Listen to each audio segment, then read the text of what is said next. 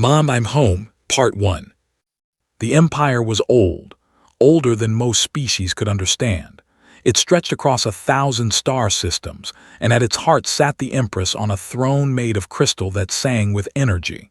Her people were tall and graceful, with scales that shimmered like rainbows in the light.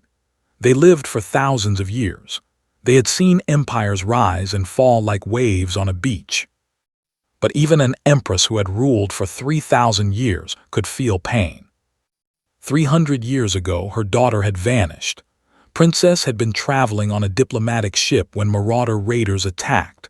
The marauders were pirates, cruel and greedy, and they destroyed the ship without mercy. The empire searched for survivors. They found none. The galaxy said the princess was dead. The empress refused to believe it. She sent fleets into the dark spaces between stars. She offered rewards that could buy entire planets. She never stopped looking. But 300 years is a long time. Even hope can grow tired. Far away from the golden spires of the imperial palace, in the dirty and dangerous parts of space that the empire did not control, a human was looking for something much simpler than a lost princess. Cole just wanted to pay his fuel bill.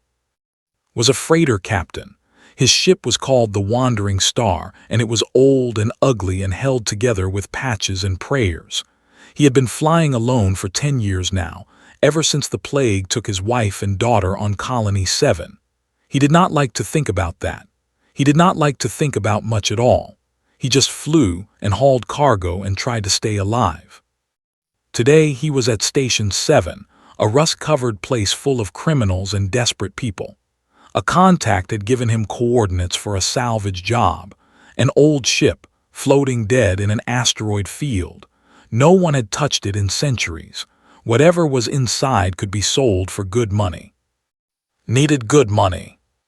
He flew for 2 days to reach the coordinates. The asteroid field was dangerous, full of spinning rocks that could crush his ship like a toy, but was a good pilot. He had survived worse.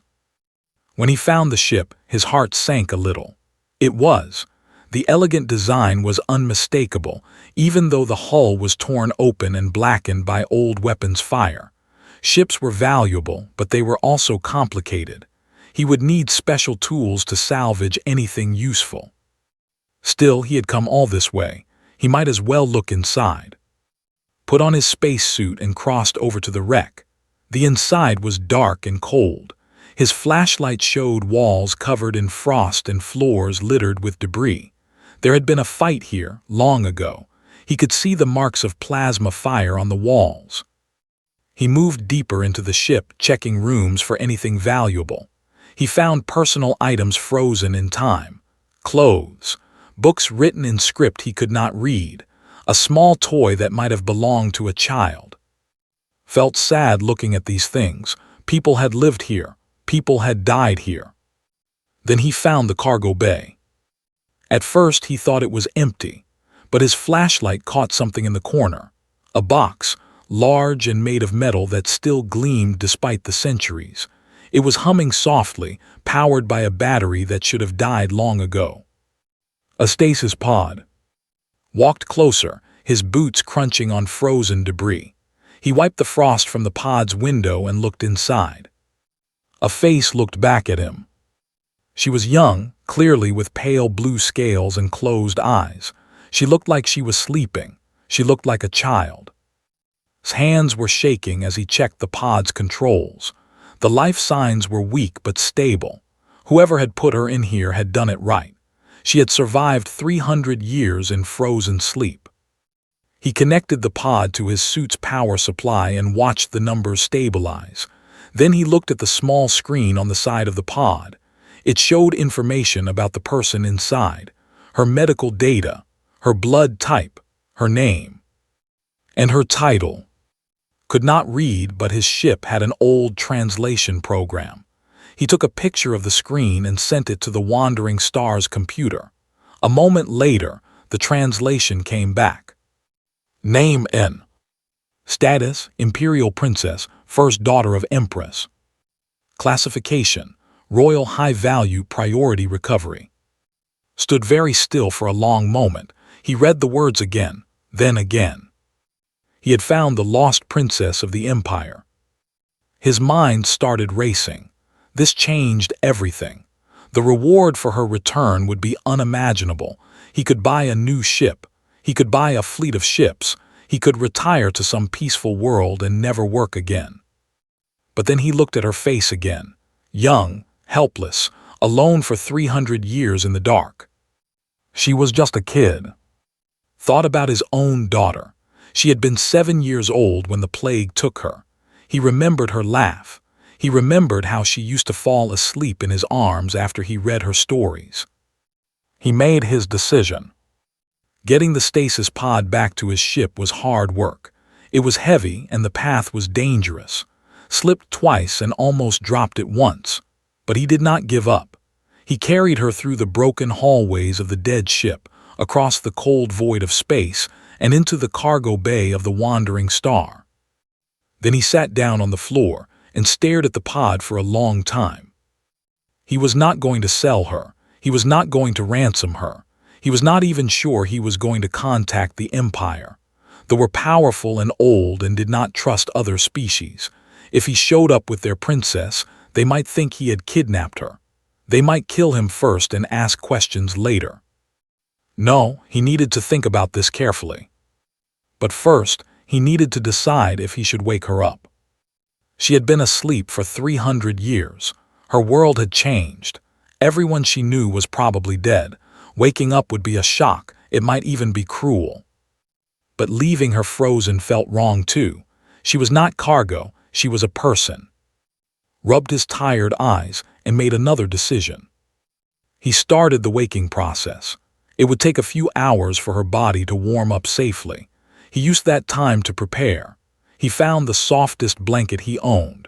He made a simple soup from his supplies, something gentle that might be safe for her to eat.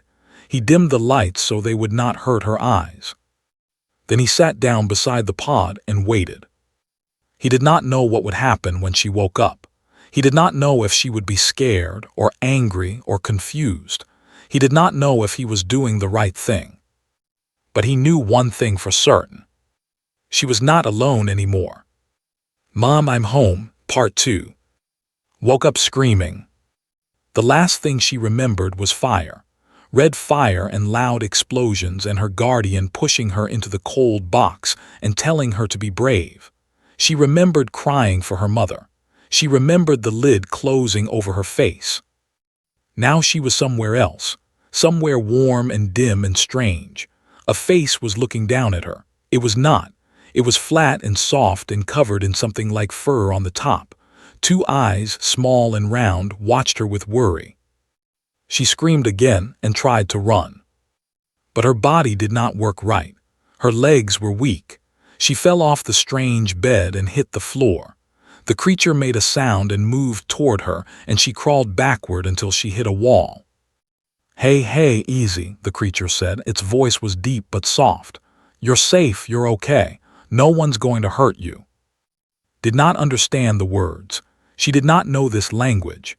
She pressed herself against the wall and made herself as small as possible. Her scales had turned pale gray with fear. The creature stopped moving. It sat down on the floor far away from her and held up its hands.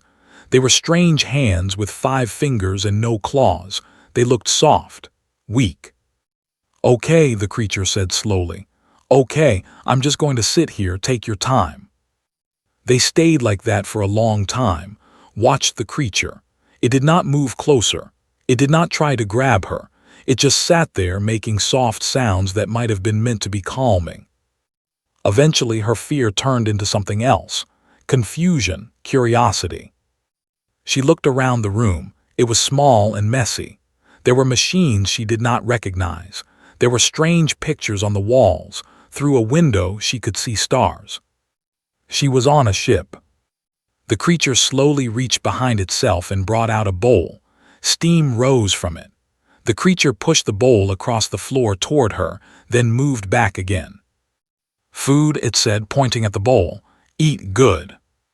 Did not move for a long time, but she was hungry, so hungry. 300 years of sleep had left her body empty and aching. She reached out and pulled the bowl closer. The liquid inside was yellow and warm. She sniffed it carefully. It smelled strange but not bad. She drank. The creature made a sound that might have been relief. It smiled, showing flat teeth. On us, showing teeth was a threat, but this creature seemed happy. "Good," it said again. "That's good. My name is—" It pointed at itself. "Understood, a name." "Mar," she repeated. Her voice was rough and weak. The creature smiled wider. "Yeah, that's right." He pointed at her and raised what would later learn were called eyebrows. A question. She hesitated. Her mother had always told her to be careful with strangers. Do not tell them who you are. Do not let them know your value. But her mother was not here. Her mother was far away, across 300 years of darkness. As she whispered, nodded, "Nice to meet you." The first days were hard. Did not trust. She hid in the corner of the small room he gave her and flinched whenever he came close. She did not eat unless he left the food and walked away. She did not sleep unless she was too exhausted to stay awake. And the nightmares came every night. She would see the fire again. She would hear the screams of the crew. She would feel the cold of the stasis pod closing around her. She would wake up crying, shaking, unable to breathe. On the third night, she woke from a nightmare and heard something strange, a sound outside her door, soft and rhythmic. She crept to the door and pressed her ear against it. Was sitting in the hallway. He was making sounds with his mouth, not words, something else. A pattern of notes that rose and fell like waves. It was gentle and sad and somehow warm. He was singing. Did not open the door, but she sat down on her side of it and listened. She did not understand the words, but she understood the feeling. It was the same feeling as when her mother used to hold her after bad dreams. Safety, comfort, love. She fell asleep, listening to the human sing. The days turned into weeks. Slowly, things got better. Was patient. He never pushed her. He never got angry when she broke things or hid from him. He just kept trying, day after day, to show her that he was not going to hurt her. He learned what foods she could eat. He found out that her eyes were sensitive to bright light, so he kept the ship dim. He discovered that loud noises scared her, so he moved quietly and warned her before he did anything that might make a bang. And he talked to her, constantly, even when she did not understand the words he talked. He told her about his ship. He told her about the stars. He told her about Earth, the planet where his species came from. Started to learn his language. Humans spoke with sounds, not the colors and patterns that used. It was hard at first, but she was young, and young minds learn fast. The first word she said to him, really said with understanding, was "thank you." She said it after he bandaged a cut on her arm. She had fallen while exploring the ship and scraped herself on a sharp piece of metal. Had been so worried. He had cleaned the wound so gently, with such care. "Thank you," she said, her voice small. Had stared at her for a moment. Then his eyes got wet, and he turned away quickly. Humans leaked water from their eyes when they felt strong emotions. She did not understand why. "You're welcome, kid," he said, his voice rough. "You're welcome." One night, after almost a month on the ship, had the worst nightmare yet. She woke up screaming and could not stop. Came running. He did not wait at the door this time. He came inside and knelt beside her bed. Hey, it's okay. I'm here, you're safe." Without thinking, reached out and grabbed him. She held onto his shirt and buried her face against his chest and cried. She cried for her mother. She cried for her home. She cried for 300 years of cold darkness. Held her, he did not let go. He wrapped his soft, strange, human arms around her and held her tight while she sobbed. "I've got you," he whispered. "I've got you, kid, you're not alone." When she finally stopped crying, she was too tired to move. She fell asleep right there, in the arms of the human who had found her in the dark. In the morning, she woke up in her bed, covered with the softest blanket on the ship. was sitting in a chair nearby, sleeping uncomfortably, his head tilted at a strange angle. He had stayed all night. Looked at him for a long time, this strange creature, this human. He was weak and soft and would live for barely 100 years. He had nothing to gain from helping her. She had not told him who she really was. To him, she was just a lost child. And he had stayed. Something changed in her heart that morning. The fear did not go away completely. The pain did not vanish, but something new grew beside them. Trust. She was starting to trust the human called Cole. And deep down, in a place she was not ready to look at yet, she was starting to love him too. Mom, I'm home, Part 3. The trouble started at Omega Station. Needed supplies. The wandering star was running low on food and fuel and needed medicine for her scales. She was shedding, which was normal for young, but without proper treatment it could become painful. So they docked at Omega Station, a busy trading post at the edge of civilized space, told to stay hidden in the ship. She did not argue. She was learning that the galaxy was not a safe place. But someone had been watching. Was buying supplies in the market when he noticed the men following him. 3 of them, big and armed, wearing the colors of a bounty hunter guild. They were not hiding. They wanted him to see them. He walked faster. They walked faster too. Ducked into an alley and ran. He heard footsteps behind him. He heard one of them speak into a communicator. Target confirmed. He's heading back to his ship. His ship where was waiting, alone. Ran faster than he had ever run in his life. He burst through the docking bay doors just as 2 more hunters were approaching the wandering star. Was standing at the top of the ramp, her eyes wide with fear. Get inside, shouted. The hunters raised their weapons. Did not think, he just moved. He threw himself between and the guns as they fired. A bolt of plasma hit him in the shoulder. The pain was incredible, like fire burning through his flesh. He fell to his knees.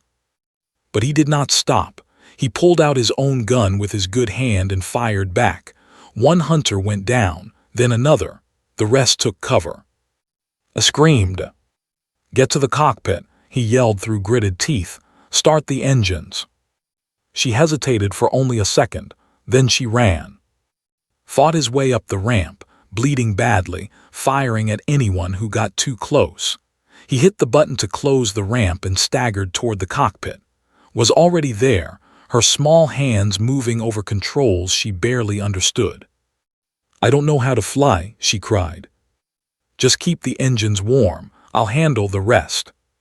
He fell into the pilot's seat and grabbed the controls. His vision was blurring. Blood was soaking through his shirt, but he could not stop, not now. The wandering star shot out of the docking bay like a bullet. Behind them, 3 pursuit ships scrambled to follow. What followed was the longest night of his life. He flew through asteroid fields. He dove through the corona of a dying star. He pushed his old ship harder than it had ever been pushed, pulling maneuvers that should have torn it apart. The pursuit ships followed. They were faster and better armed, but knew every trick in the book. And he had something they did not have. He had a reason to survive. Sat beside him through the whole chase. She held a cloth against his wound, trying to slow the bleeding. Her hands were covered in his blood. She was shaking with fear. You're going to die, she said. You're going to die because of me. I'm not dying, Sid. Not today, not for a long time. Why are you doing this? Why don't you just give me to them? He looked at her for a brief second. Just a child, scared and alone and covered in his blood. Because you needed someone, he said, and I was there. He turned back to the controls and flew into the Nix Nebula, where the thick clouds of gas would hide them from sensors. The pursuit ships followed, but they were flying blind. One of them hit an asteroid and exploded. The other 2 gave up and turned back. Let out a breath he did not know he was holding. Then his vision went dark, and he slumped forward in his chair. He woke up 3 days later in his own bed. was sitting beside him, her eyes red from crying. When she saw him open his eyes, she let out a sound that was half sob, half laugh. "You're alive," she said. "You almost died, but you're alive." Looked down at himself. His shoulder was wrapped in bandages, clean bandages. Someone had taken care of him. "Did you do this?" he asked. Nodded. "I looked in your medical kit. I followed the pictures. I didn't know if I was doing it right." She had saved his life. A princess, barely old enough to be considered a teenager, had patched up a dying human using pictures from a first aid manual. "You did good," Kid said. His voice was weak but warm. "You did real good." They stayed hidden in the nebula for a week while healed. During that time told him the truth, all of it, who she was, what had happened to her ship, why people were hunting them. "They want to ransom me to the Empire," she said. "Or maybe sell me to the Empire's enemies. I am worth a lot of money." "I know," said quietly. "I knew the moment I found you." Stared at him. "You knew, and you still saved me." "Of course." "But why? You could be rich. You could have anything you want." Was quiet for a long moment. He looked at the ceiling of his small cabin, thinking about how to explain something that seemed so simple to him.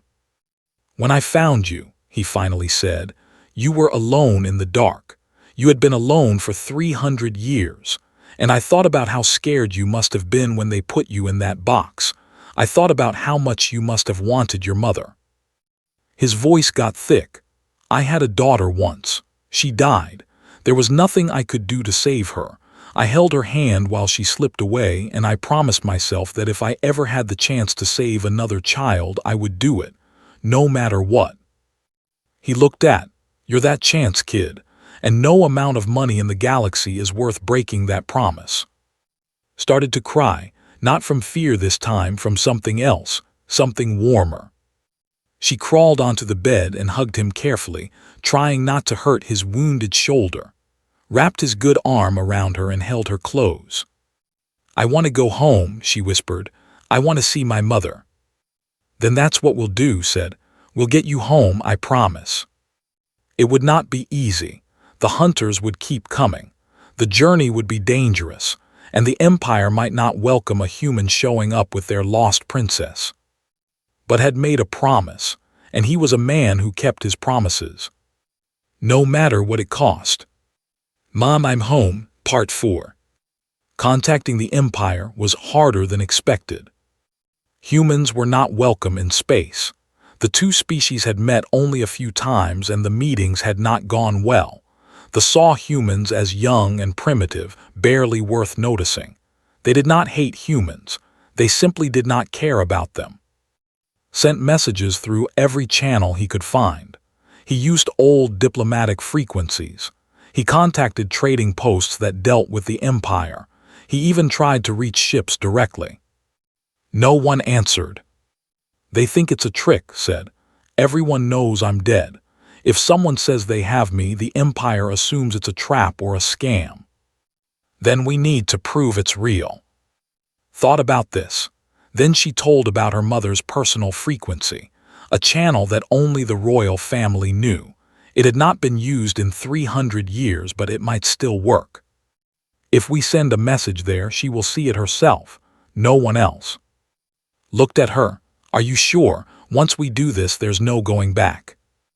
Nodded. Her eyes were bright with a mix of fear and hope. "I want to go home. I want to see my mother." They sent the message.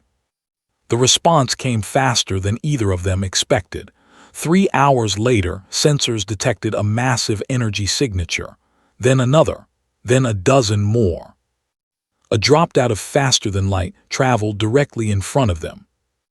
The ships were enormous, beautiful and terrible, with hulls that gleamed like polished gemstones. Each one was bigger than anything had ever seen. The smallest ship in the fleet could have crushed the wandering star like an insect. A voice came through the communication system, cold, commanding, speaking perfect human language. "Human vessel, you will power down your engines and prepare to be boarded. Any resistance will result in your destruction." did as he was told. There was no point in fighting. Even if he wanted to run, he would not make it 10 meters before they vaporized him. The soldiers who boarded his ship were impressive. Tall, armored, moving with a grace that made them look like they were dancing. They carried weapons that hummed with energy. Their eyes swept the ship with disgust. The leader stepped forward. She was female, with deep red scales and golden eyes that showed nothing but contempt. "Where is she?" the leader demanded. "Where is the one you claim is our princess?" Raised his hand slowly. "She's in the back, she's not hurt, I didn't." Silence. The soldiers moved past him, heading toward the crew quarters, stayed very still. One wrong move and they would kill him. He could see it in their eyes. They wanted to kill him. They thought he was a kidnapper, a criminal, someone who had taken their princess for profit. He heard his voice from the hallway. "Stop, don't hurt him." The soldiers froze, turned his head and saw standing in the corridor.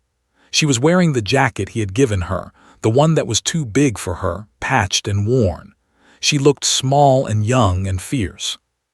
She walked toward the soldiers and they parted before her like water. Even in her human clothes, there was something about her that commanded attention, something royal. She stopped in front of their leader and spoke in rapid, did not understand the words, but he understood the tone: authority, power, anger. The leader's expression changed, the contempt faded, her eyes went wide. She fell to one knee. Every soldier in the ship did the same. Turn 2, her expression softened. "They won't hurt you. I've told them who you are, what you did." "And what did you tell them?" "The truth, that you saved my life, that you protected me, that you're the reason I'm still alive." She walked back to him and took his hand. Her scales were cool against his skin. "You're coming with me," she said. "I'm not leaving you behind." The journey to the took 5 days. Spent most of it in quarters that were nicer than any room he had ever seen, but they were still a prison.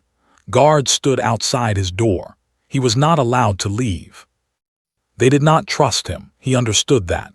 From their perspective, a strange human had appeared with their lost princess after 300 years. It could still be a trick. He could be a spy, an assassin, a fool being used by enemies of the Empire. But visited him every day. She brought him food that she thought he might like. Most of it was strange and some of it was terrible, but he ate it anyway because she looked so happy when he did. She told him about her, about the places she remembered from her childhood. "There's a garden," she said one evening, her eyes distant with memory. "A garden with flowers that glow in the dark. My mother used to take me there when I couldn't sleep. We would walk among the flowers and she would tell me stories about our ancestors." Her voice got quiet. "I hope she still goes there. I hope she hasn't forgotten." "She hasn't forgotten you," said.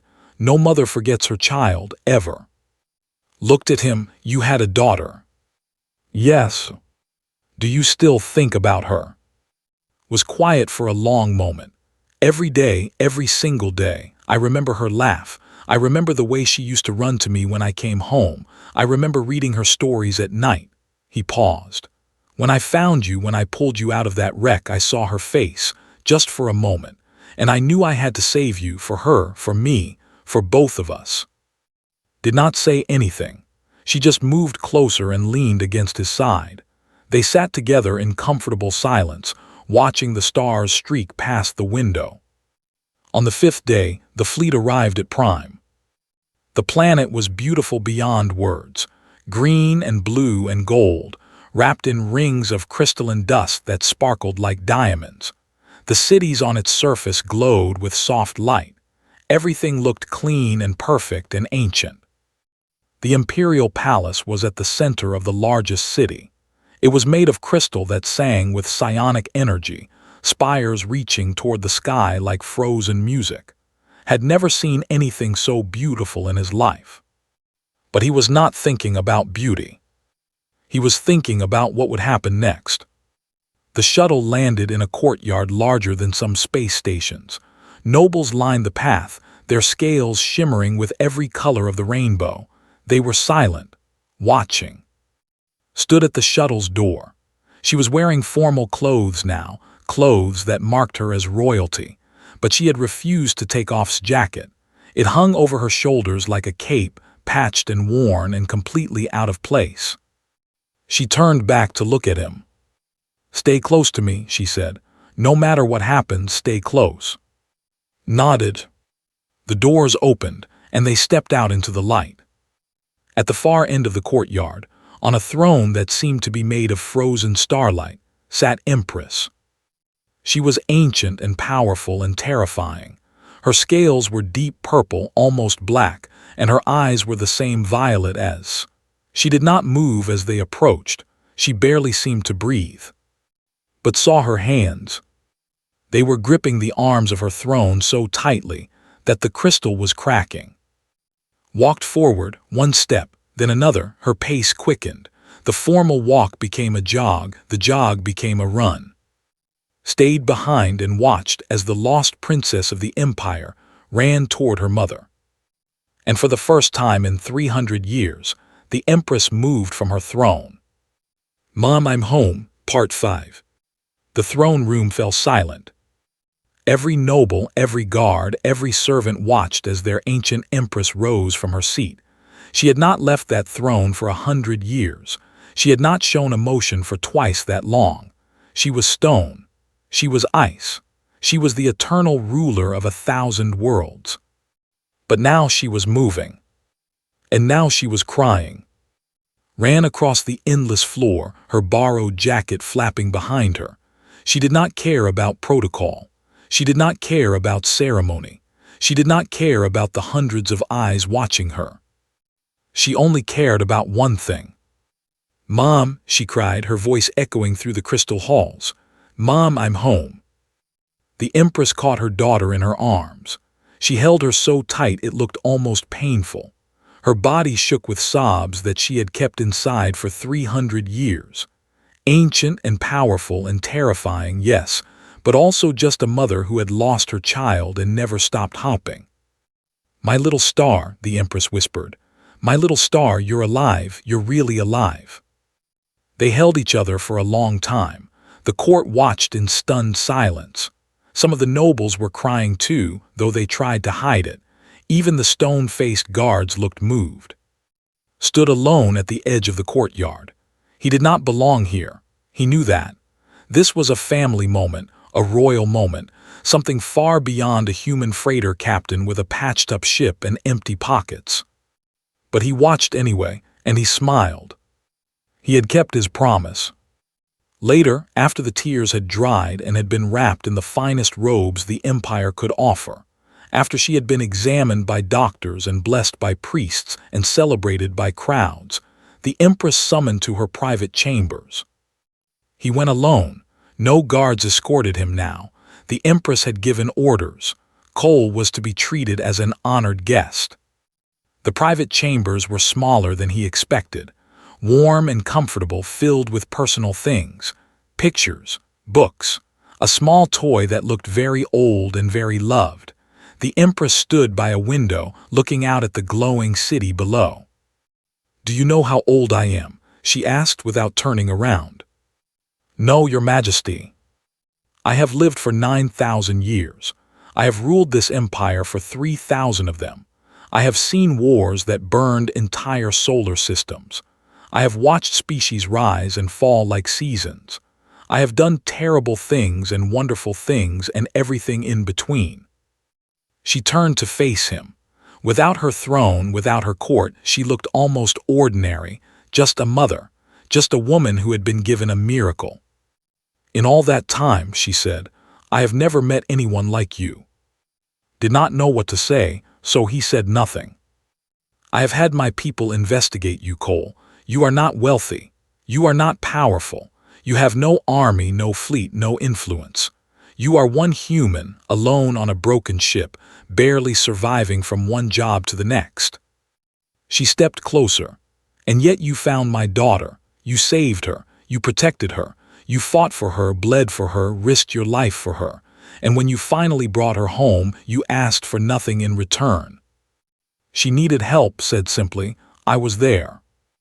That's not an explanation, that's not a reason. I have offered you wealth. I have offered you titles. I have offered you a planet of your own. You have refused everything.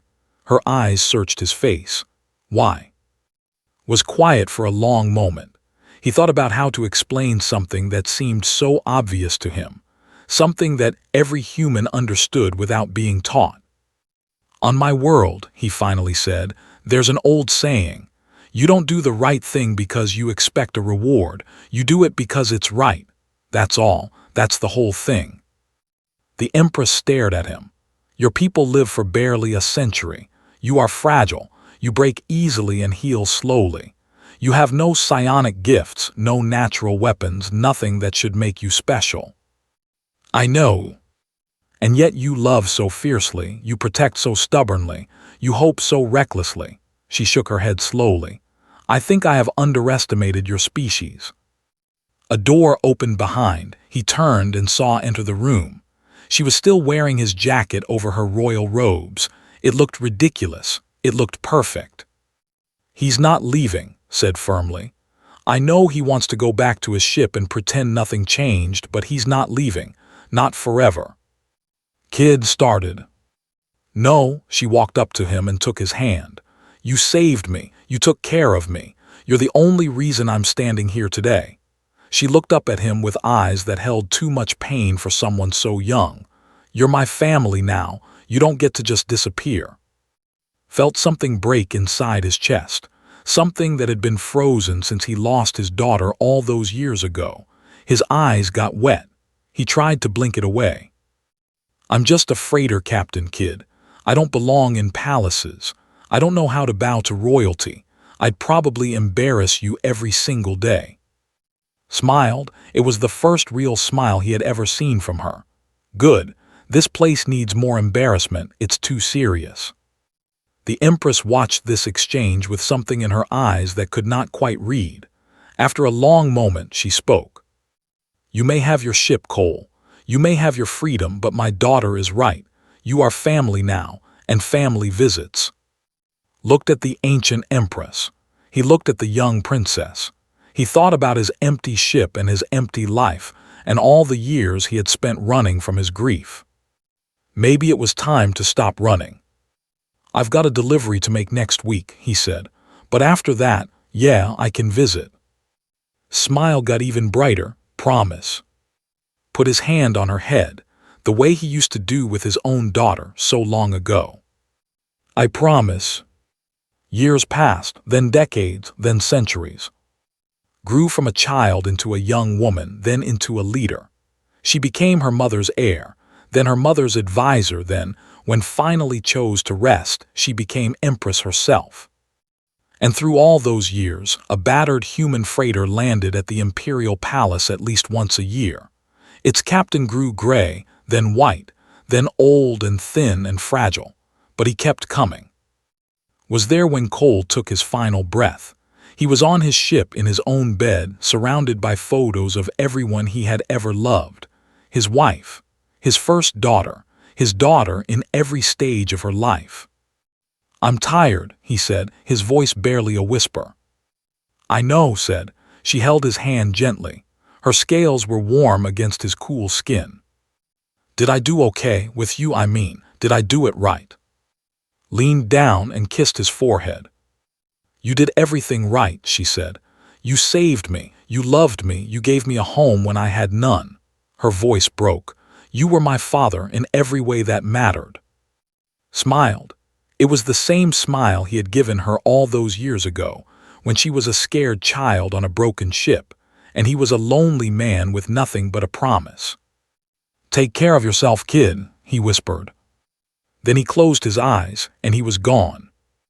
The funeral of Cole was the largest in history. Species from across the galaxy came to pay their respects. The human who had saved a princess and wanted nothing in return had become a legend. Empress spoke at his memorial. Her voice was steady, even though her heart was shattered. Humans are young, she said to the gathered crowd. They are fragile and brief. They live for barely a century and then they are gone. Many species look at them and see nothing special. She paused. But I know the truth. I know what humans carry inside them, a fire that never goes out, a stubbornness that defies logic, a capacity for love that puts ancient empires to shame. She looked at the image of on the memorial stone, smiling, always smiling. He taught me that kindness needs no reason. He taught me that the right thing is its own reward. He taught me that family is not about blood or species or time. Family is about choice, about showing up, about staying. Her voice finally cracked. He was my father, and I will miss him until the stars grow cold. Later, alone in her chambers, looked out at the galaxy her empire ruled. Somewhere out there, humans were still flying their battered ships, still making their deliveries, still getting into trouble and getting out of it again. Still being stubbornly, impossibly kind. She smiled through her tears. "Thank you," she whispered to the stars. "Thank you for being there." And somewhere, somehow, she knew he heard her.